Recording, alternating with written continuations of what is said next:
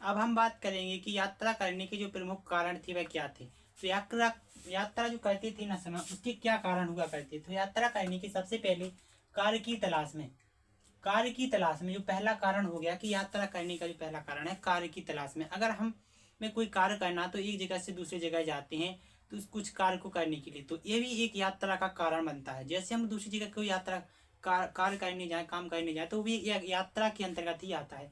उसी प्रकार से दूसरा है जैसे प्राकृतिक आपदा से बचाव।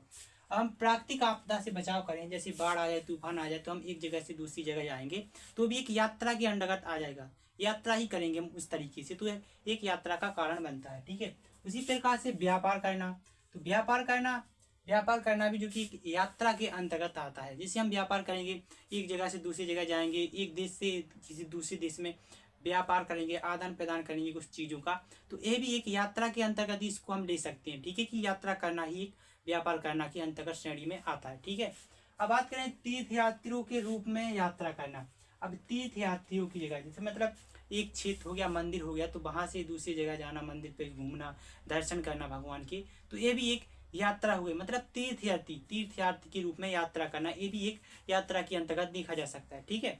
अगला है जो कि हमारा पुरोहित के रूप में यात्रा करना। मतलब पुरोहित, बड़े बड़े विद्वानों के रूप में यात्रा करना। बड़े विद्वान है तो किसी जगह जाएंगे, पूजा पाठ करेंगे पंडित लोग, तो यह भी एक यात्रा के अंतर्गत ही इसको हम देखा जा सकता है कि यात्रा के जो प्रमुख कारण है जो इसी प्रकार से ये है। जैसे कार्य की तलाश में यात्रा करना, कि कार्य करेंगे तो एक जगह से दूसरी जगह तो जाएंगे ही ना, तो एक यात्रा के अंतर्गत आ सकते हैं। ठीक है।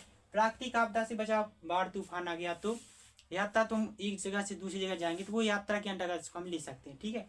इसी प्रकार से व्यापार करना, तो हम व्यापार करेंगे तो एक जगह से दूसरी जगह जाएंगे, एक क्षेत्र से दूसरे क्षेत्र जाएंगे, देश के दूसरे देश में जाएंगे, तो भी इसको हम यात्रा के अंतर्गत ले सकते हैं। ठीक है।